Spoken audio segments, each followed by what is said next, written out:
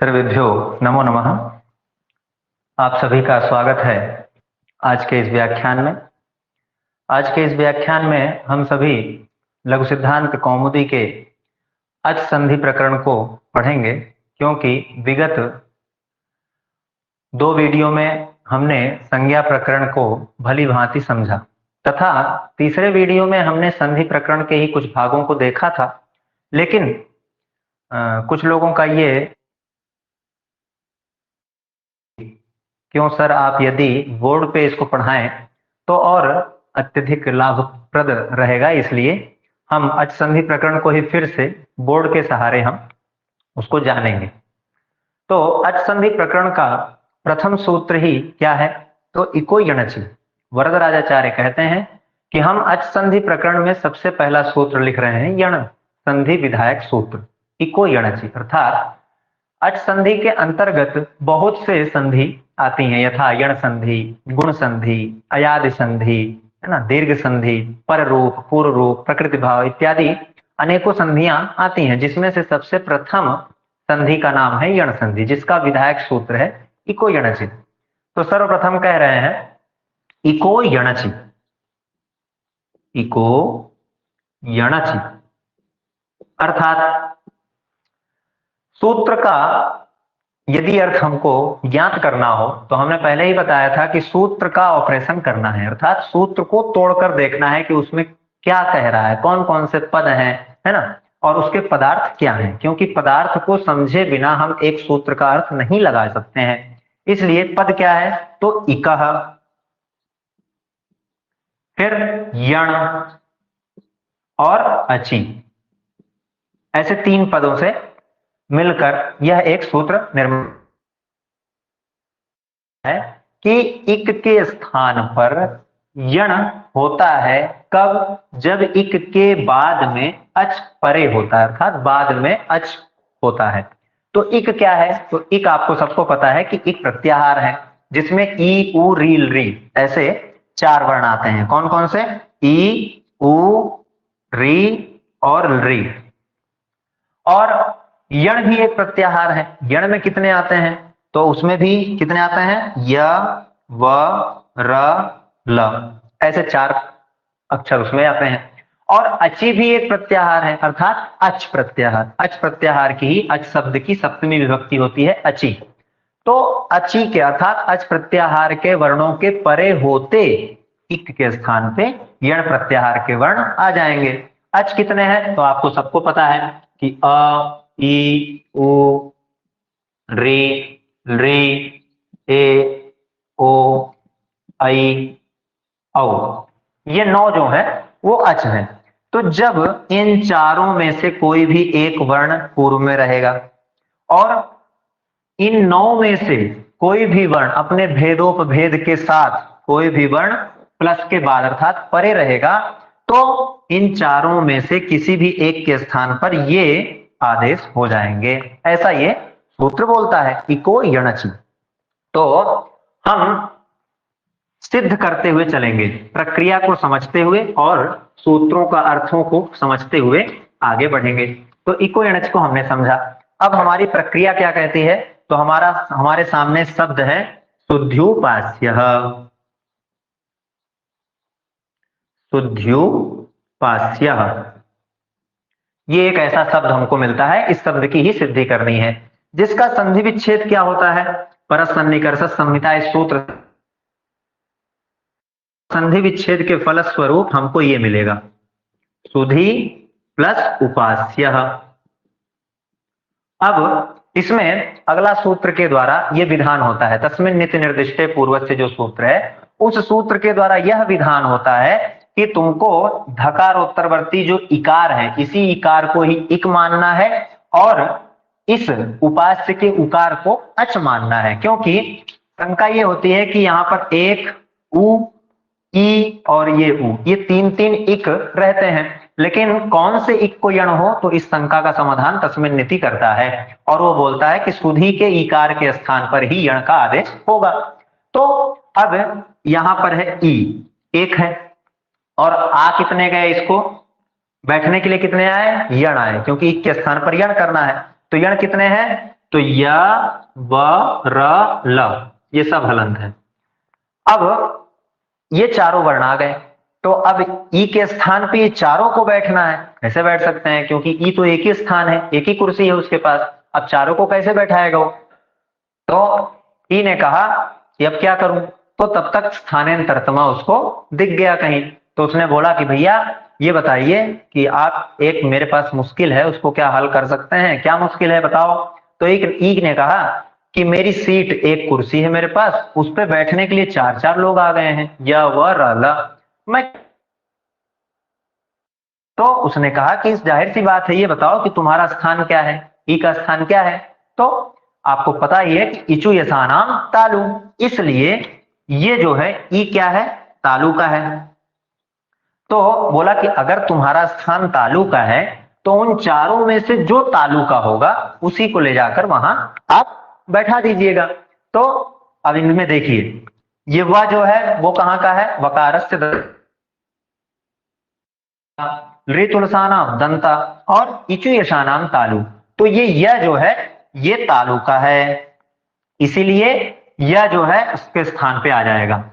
और कहां बैठ जाएगा, ई के स्थान पर। तो हमारा रूप कैसा बन जाएगा, तो ये ध हलंत हो जाएगा, और यह, और ये उपास्य को प्लस उपास्य, ऐसा एक शब्द हमारे सामने उपस्थित हो जाएगा।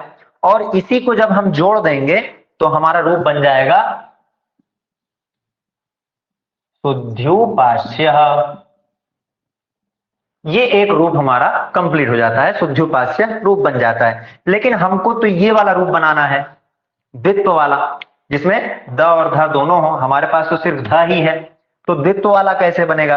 तो हम इसी अवस्था में रहेंगे, इस अवस्था को हमको याद रखना है। क्या अवस्था है, सुधय प्लस उपास्य ना। तो सु ध य प्लस उपास्य। तो अगला सूत्र इसमें लगता है कौन सा, अनचिच। अनचिच कहता है कि अचः परस्य यरो द्वे वा स्तः न तु अचि, अर्थात मैं जो काम करूंगा वो विकल्प से करूंगा, अर्थात एक बार ये द्वित्व होगा, क्योंकि ये द्वित्व विधान करता है। द्वित्व मतलब डबल पावर कर देना। किसका करेगा, तो बोले यर प्रत्याहार के वर्णों का। कौन से यर प्रत्याहार के वर्णों का करेगा, तो बोले जिसके पहले अच हो लेकिन बाद में अच ना हो, ऐसे यर प्रत्याहार के वर्ण जिसके जस्ट पहले तो अच हो लेकिन जस्ट बाद में अच नहीं हो। तो आप देखिए, इसको मान लीजिए यर, यर प्रत्याहार में आएगा, है ना, क्योंकि ह को छोड़ के बाकी जितने भी व्यंजन वर्ण हैं सभी यर प्रत्याहार के अंतर्गत आते हैं, इसलिए यह भी जो है वो यर प्रत्याहार में आएगा। अब इसके पहले अच है लेकिन इसके बाद में अच नहीं है, तो इसको हम क्या कर देंगे, द्वित्व कर देंगे, अर्थात अनचिचा से द्वित्व हो जाएगा। ये इसकी अवस्था ऐसी बन जाएगी, सुध ध य प्लस उपास्य, है ना। सूत्र कौन सा लगा, अनचिच। अब इसको द बनाना है, तो अगला सूत्र कौन सा है, झलान जस झसी। कौन सा है, झलान जस झसी। वो कहता है कि झल के स्थान पर जस होगा झस परे रहते, है ना। यथा आपने इको यणचि पढ़ा कि इक के स्थान पर यण होगा अच परे रहते, उसी अनुसार उसी की तरह झल के स्थान पर जस होगा कब, जब झस प्रत्याहार के वर्ण परे होंगे। तो आप देखिए ये झल है, इसको हम झल मानेंगे, झल प्रत्याहार के अंतर्गत धकार आता है। तो और झल को जस करेंगे, क्यों, क्योंकि ये जो दूसरा ध है ये झस प्रत्याहार के अंतर्गत आता है ना। तो इसको मान करके हम इसकी अवस्था ऐसा कर लेंगे, ध के स्थान पे क्या आ जाएगा, द, और बाकी सब वही रहेगा, सु ध ध य प्लस उपास्य। सूत्र किससे हुआ, ये द किससे हुआ, तो झलान जस झसी।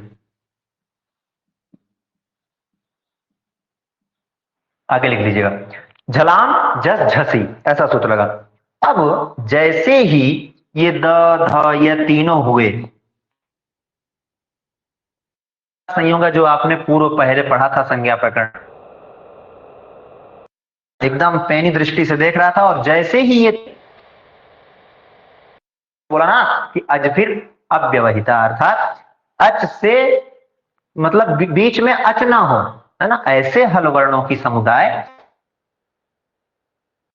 बीच में अच नहीं था तो उसने देखा तो तुरंत इसकी क्या कर दिया, संयोग संज्ञा कर दिया, हलोनंतरा संयोग, है ना, अजभिर व्यवहिता हलस संयोग संज्ञा स्यु, तो संयोग संज्ञा हो गई। अच्छा, हलोनंतरा संयोग के द्वारा जैसे ही संयोग संज्ञा हुई तुरंत अगला सूत्र आया, कौन सा, संयोगांतस्य लोपः, लोप करूंगा, क्योंकि जो भी संयोग पद होते हैं उनका अंत के साथ सभी का मैं लोप करता हूं। तो अब सभी का अगर लोप कर देगा तो शुद्ध रूप की सिद्धि ही नहीं होगी, इसलिए अगला सूत्र आता है कौन सा, अलोन्त्यस्य। वो कहता रुको, सबको कैसे लोप कर दोगे, अभी मैं जिंदा हूं, है ना, तो मेरे से पूछकर ही तुमको काम करना है। तो अलोन तो संयोगांत, तो बोले ऐसा करो कि सबका लोप मत करो। तो बोले कुछ तो बताओ, किसी का तो हम कुछ काम करें, हम तो कुछ तो आए काम में, हम आए हैं तो बिना काम किए तो जाएंगे नहीं। तो बोले अच्छा ऐसा है, अगर तुम्हारे मन में है लोप करने की तो अंतिम अलवर्ण की लोप कर दो, अर्थात अंतिम, अल मतलब सभी वर्ण, तो अंतिम अल अर्थात उस संयोग पद में जो अंतिम वर्ण होगा उसका लोप कर दो, ऐसा वो नियम कर दिया अलोन्त्यस्य ने। तो संयोगांतस्य और अलोन्त्यस्य इस दो सूत्रों के द्वारा इस यकार का लोप प्राप्त हो गया। अब इस यकार का लोप प्राप्त हो गया तो फिर बोला, देखा गया भट्टोजी दीक्षित के द्वारा और वरदराजाचार्य के द्वारा कि यदि इस यकार का लोप हो जाएगा तो भी तो हम अपना रूप नहीं बना पाएंगे, क्योंकि शुद्धोपास्य से यकार है, अब यकार का लोप कर देंगे तो शुद्धोपास्य ऐसा बन जाएगा तो गलत रूप बनेगा। इसलिए सार्थक रूप बनने के लिए एक कात्यायन जी ने वार्तिक लिखा, क्या, यण प्रतिषेधो वाच्य,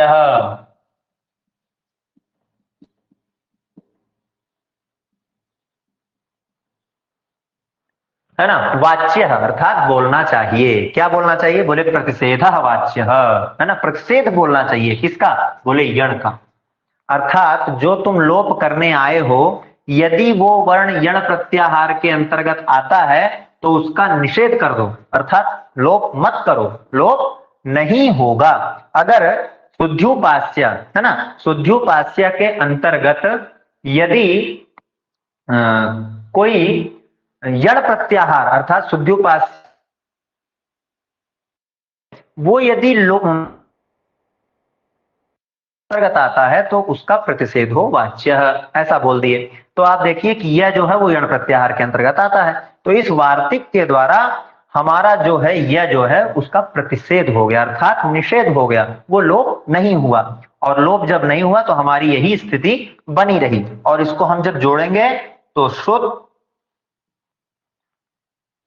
आधा धा, यह आधा रहेगा पहले हलंत, लेकिन ऊ जब जुड़ेगा तो शुद्ध्यु और पाश्य, ऐसा एक रूप बनके हमारे सामने आ जाता है। शुद्ध्युपास्य ये पहला रूप है यण संधि का। अब उन्होंने 4 उदाहरण दिए हैं, तो जैसे शुद्ध्युपास्य आपने सीखा और जाना उसी तरह आप अन्य उदाहरण को भी जान सकते हैं, अर्थात क्योंकि सेम ही रूप है, सिर्फ कुछ कुछ अंतर होगा वर्णों का।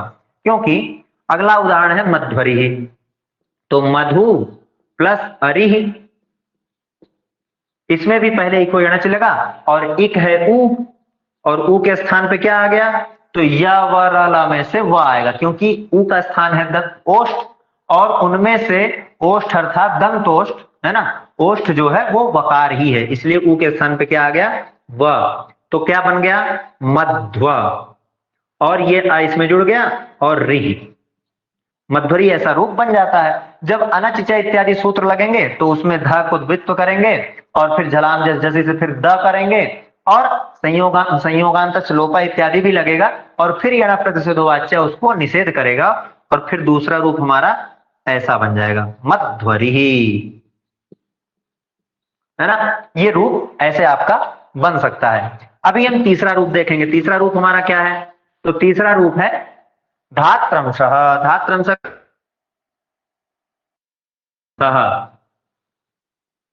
धातु प्लस अंशः। अब धातु में जो रेफ है ये री है, री ही जो है वो इक है, ई उ रिल री, इसलिए रिक है। री के स्थान पे आएगा कौन, क्योंकि री जो है वो मूर्धा का है और यण प्रत्याहार के जो 4 वर्ण है उनमें से मूर्धा स्थानीय कौन है, वो र है, तो ये यहां पर र आ जाएगा, र। तो धात्र ऐसा बन जाएगा, धा त र प्लस अंशः, है ना। इसमें भी आप अनचिचा लगा सकती हैं, और अनचिचा लगने के बाद फिर झलान झज्झसी नहीं लगता है, क्योंकि वो झल का वहां पर वर्ण ही नहीं रहता है, इसलिए झलान झज्झसी नहीं लगता है, सिर्फ अनचिचा लगता है, वो द्वित्व कर देता है। तो पहला रूप बनता है धात्रंसः, धात्र और प्लस जोड़ देंगे तो धात्रंसः एक रूप बनता है, ये अनुस्वार यहां आएगा। और दूसरा रूप जब हम त को द्वित्व करेंगे तो ऐसा बन सकता है, धात्रंसः। ये दो रूप आपके धात्रंसः और धात्रंसः, ऐसा दो रूप आपके सामने मिल जाता है। तो हमने यण संधि के चारों रूपों को सिद्ध किया, शुद्धोपास्य, धात और मध्वरी, धात्रंसः। अभी चौथा रूप एक बाकी है, लाकृति। तो री प्लस आकृति, है ना। तो री जो है वो इक है, री के स्थान पे कौन आएगा, तो य व र ल, क्योंकि री जो है वो दंत स्थानीय है, इसीलिए यण प्रत्याहार के अंतर्गत आने वाले चारों वर्णों में से जो दंत स्थानीय ला है वही इसके स्थान पे आ जाएगा, और ये आ इसमें जुड़ जाएगा, ला कृति ही। ऐसा एक रूप हमारे सामने तैयार हो जाएगा, लाकृति। इसमें अनचिचा इत्यादि कोई सूत्र नहीं लगता है, सिर्फ इको अनचि और ला बैठा देते हैं और लाकृति शब्द हमारा सिद्ध हो जाता है। तो शुद्धोपास्य, मध्वरी, धात्रंसः और लाकृति, ऐसा हमारा 4 रूप सिद्ध हुआ। अब हम आगे आने वाले सूत्रों को देखेंगे। आने वाला अगला सूत्र है एचो यवा यावः। तो एचो यवा यावः क्या कहता है, एचो यवा यावः ये कहता है कि एचः अर्थात एचों को, एच कौन है, तो आपको पता है कि ए ओ आई औ, है ना, यही तो एच है, ए ओ आई औ, ये एच। एचों को तुम क्या करोगे, तो बोले एचः क्रमात्, है ना, एचों को क्रम से क्या करना है, बोले अय,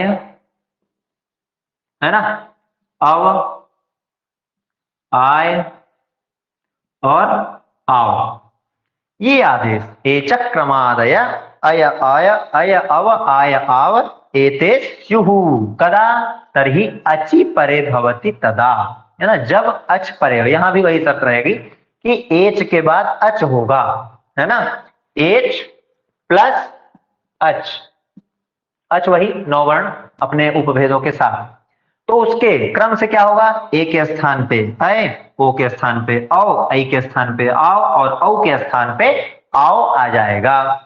इस अवस्था में हम क्या देखेंगे, हम इसकी सिद्धि देखेंगे। तो अगला एक सूत्र भी है उसके लिए, क्योंकि जो क्रमात् ऐसा बोला गया क्रम से, तो यथा संख्यम अनुदेश समानाम, ऐसा एक सूत्र आता है, वो बोलता है कि जब समान विधि हो, समान अर्थात बैठने वाला भी समान हो और बैठाने वाले भी उतने ही हो। तो देखिए बैठने वाले 4 है, अय औ आय, बैठेंगे वो भी 4 ही तो है, तो इसलिए समान विधि जब हो तो सम संबंधी विधिर जो है यथा संख्यम स्यात्, यथा संख्यम मतलब क्रम से कर देना चाहिए, है ना, तो ये विधि हमको क्रम से करना है।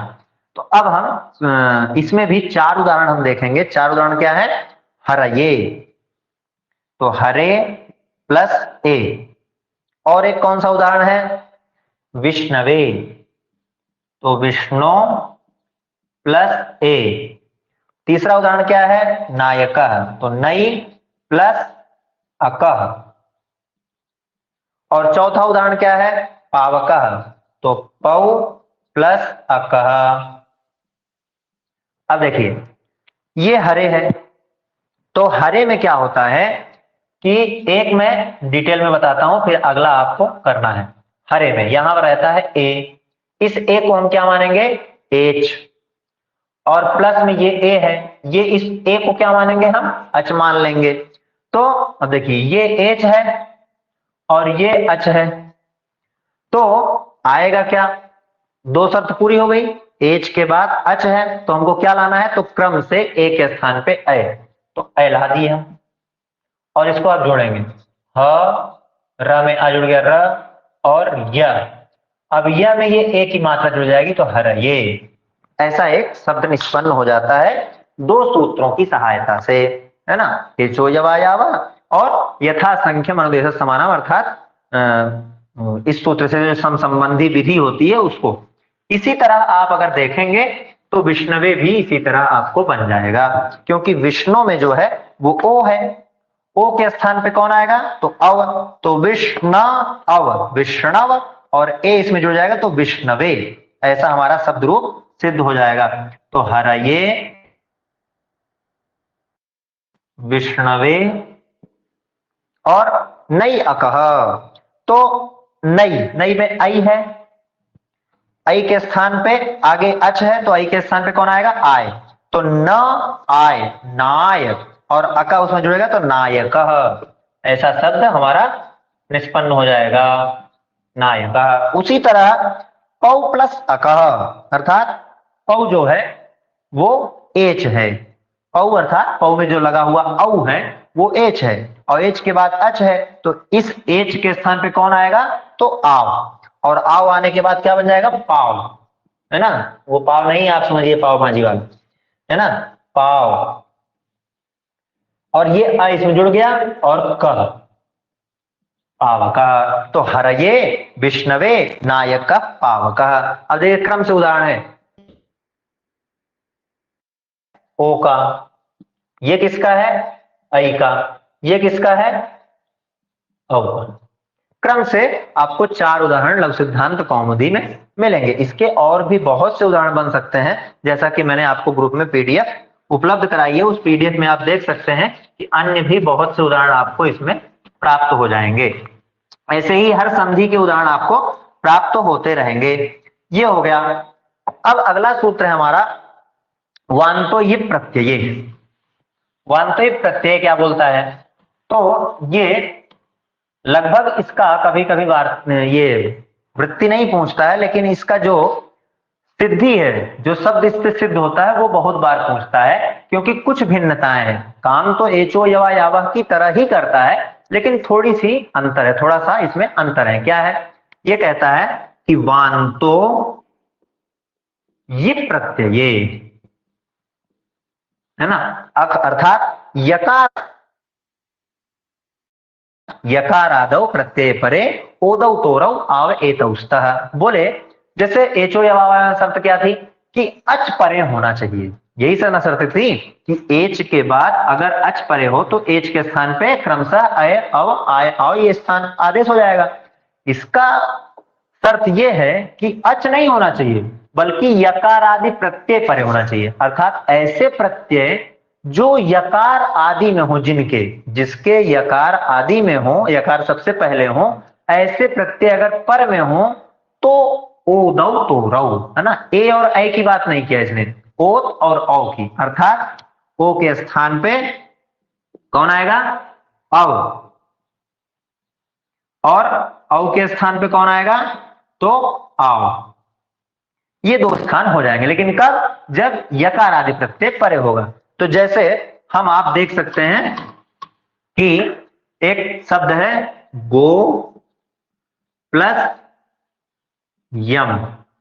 अब देखिए यम एक प्रत्याहार है, तो यम एक प्रत्यय है ना, तो और ये यकार आदि प्रत्यय से परे है। अब ये कैसे बना है ये अलग विषय है, लेकिन हम साधारण रूप से जानते हैं, उसमें अभी नहीं फंसेंगे क्योंकि वो बहुत बड़ा विषय हो जाएगा। तो यम जो है वो एक प्रत्यय है, कौन सा है, यकार आदि में है, यकार आदि में है, ऐसा एक प्रत्यय समुदाय है।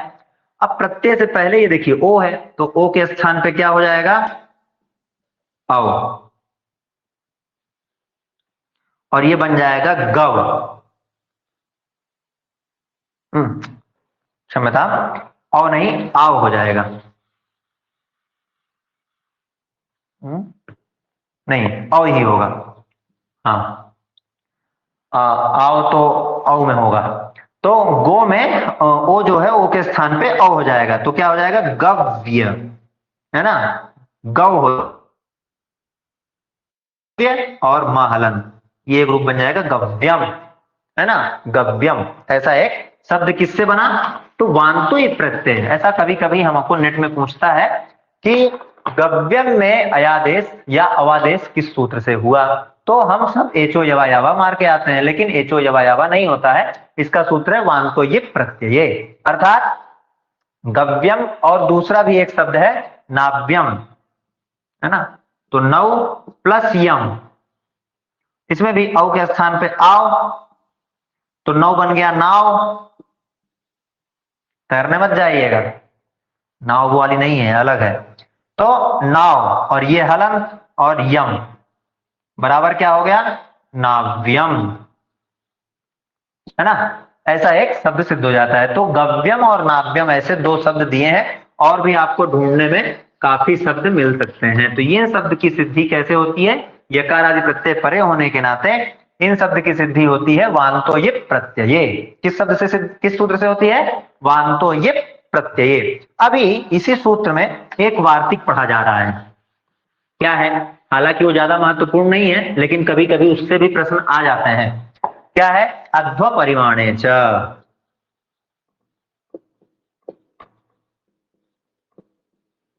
अध्व परिमाणे च, तो अध्व का अर्थ होता है मार्ग, है ना, और परिमाण का होता है माप। तो मार्ग के मापकवाची शब्द से भी, च से क्या लेंगे भी, अर्थात इस शब्द से भी अवादेश हो सकता है ना, कब, ओ को आओ, औ को आओ, है ना। तो ये कैसे, अब हमको कैसे पता चलेगा कि कौन सा शब्द अध्व परिमाणवाचक है, तो यहां पर एक शब्द है युति, युति, युति का अर्थ होता है दो योजन, है ना, दो कोस। तो और बगल में है गो प्लस युति ही, तो गो प्लस युति अर्थात अब गो में ओ में हो जाएगा औ, और बन गया गव, क्योंकि गव वह हलंत है, और ये ग हलंत बचा था और आ जुड़ गया, तो ग पूरा हो गया, और वह हलंत और युति इसमें जोड़ देंगे, अर्थात ऐसा मार्ग जो गाय के द्वारा चला गया हो, है ना, गाय जिसपे गमन कर दी गई हो, गमन की हो, चली हो, ऐसा दो कोस का मार्ग है ना, ऐसा नापा गया। तो ये गव्यूति ऐसा शब्द हमको मिलता है, कभी कभी पूछ लेता है गव्यूति में अयादेश किससे, अवादेश किस सूत्र से हुआ, तो या किस वार्तिक से हुआ, तो आपको याद रखना है कि अध्व परिमाणे से गव्यूति ऐसे शब्द की सिद्धि हुई। चलिए अब आगे हम क्रम से चलेंगे। अगला सूत्र है अदेन गुण, अदेन गुण क्या कहता है ये,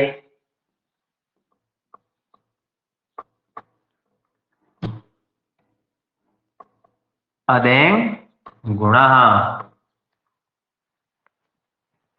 अदेन गुण ये कहता है कि मैं संज्ञा सूत्र हूं, संज्ञा मतलब नामकरण करने के लिए आया हूं। किसका नामकरण करोगे, तो बोले अत का और एंग का। एंग कौन है, तो ए और ओ, क्योंकि ए ओम, तो एंग, एंग प्रत्याहार में कौन आएंगे, तो ए ओ। और ये अत का मतलब आप क्या समझेंगे, ह्रस्व अ, है ना, अ वो भी ह्रस्व, है ना, सिर्फ ह्रस्व, क्योंकि हमने पिछले पढ़ा था कि अ जहां भी विद्यमान रहेगा उसके अष्टादश भेदों के साथ ही रहेगा, लेकिन यहां जो अत बोल दिया गया उससे हम सिर्फ ह्रस्वाकार ही, ह्रस्व आकार मतलब जो बोला गया वही मानेंगे, अर्थात ह्रस्व आकार बोला गया तो सिर्फ ह्रस्व आकार ही मानेंगे। ये त जो लगा है इसी के कारण हम यहाँ पर ह्रस्व आकार ही मानेंगे। ये त का क्या अर्थ है उसको हम अगले सूत्र में भी समझेंगे, लेकिन यहां तक हम रखते हैं। तो अ और ए ओ अर्थात कुल मिला कितने वर्ण हो गए, अ ए ओ, इन तीनों को हम क्या कहते हैं, गुण संज्ञस्यात्। अर्थात जब भी, अब कभी भी व्याकरण में गुण का नाम लिया जाएगा तो आपको सत रज तम इत्यादि गुण नहीं लेना है। क्या लेना है?